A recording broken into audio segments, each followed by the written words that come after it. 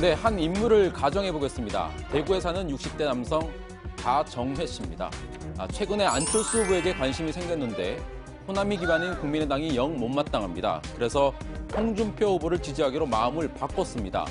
하지만 또 개운치가 못합니다. 결국 문재인 후보가 당선되지 않을까 그런 염려를 하고 있습니다. 자, 가공의 인물이지만 TK 지역에 가보면 쉽게 마주치는 실제 사례이기도 합니다. 후보들이 대구 서문시장을 찾아가는 것도 결국 갈팡질팡하는 보수 표심을 붙잡기 위해서죠. 한때 안철수 후보는 서문시장에서 이런 환대를 받기도 했습니다. 내가 진짜 좋아하는 사람이 생겨서 혼자 끙끙 앓다가 죽어버릴 것만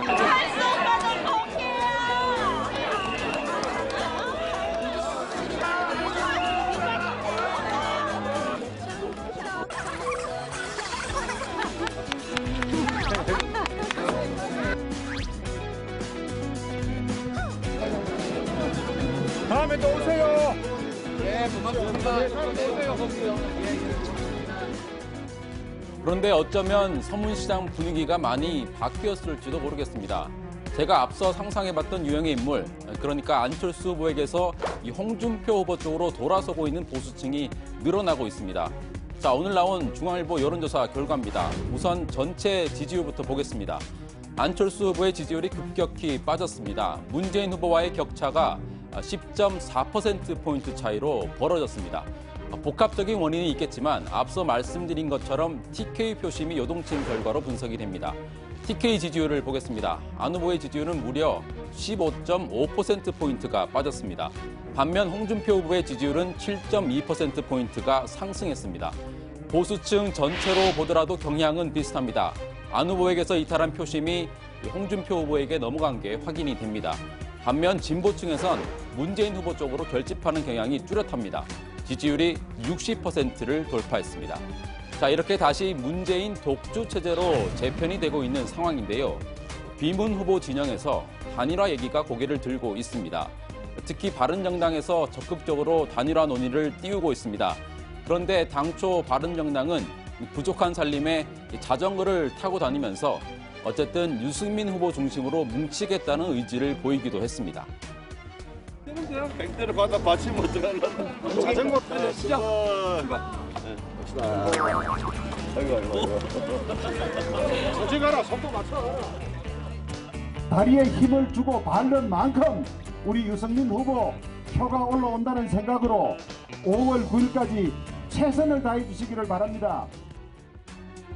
자, 그런데 한계가 온 것 같습니다. 어제 열린 의원총회에서 단일화 문제로 충돌이 벌어졌습니다. 중요한 시점엔 칼끝을 거두는 것도 필요해요. 3당 후보 단일화에 대해 결론을 내려야 합니다.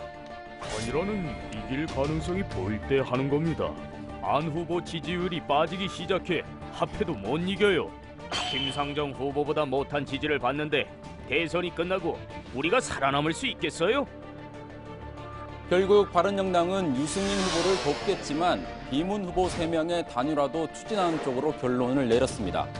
하지만 비문 단일화는 난관이 많습니다. 우선 세 정당이 모두 입장이 다릅니다. 바른정당은 세 후보의 원샷 단일화를 주장합니다.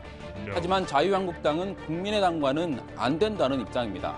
반대로 국민의당은 일부 의원들이 바른정당과의 연대를 주장하고 있지만 자유한국당과는 절대 안 된다는 입장입니다. 그런데 더 중요한 건 후보들의 생각이겠죠. 아시다시피 지금 세 후보는 서로를 인정조차 하지 않고 있습니다. 그만 좀 괴롭히십시오. 유 후보님 실망입니다. 돼지 공군대를 녹여서 강간 미수 공범이 대통령 후보로 나오는 세상, 이런 세상에서 우리가 무슨 이게 참 꼭 이정이 보는 것 같아가지고. 그런데 홍준표 후보는 입장이 좀 바뀌었습니다. 유승민 후보까지 포함한 보수 단일화를 추진하겠다고 밝혔습니다. 유승민 후보, 조원진 후보, 남재준 후보 단일화 토론을 하자고 제안이 다 돼 있습니다. 국민의당은 절대 하지 않습니다. 하지만 유승민 후보와 국민의당 박지원 대표는 단일화 의사가 없다는 점을 재차 확인했습니다. 기존의 입장하고 변한 게 아무것도 없습니다.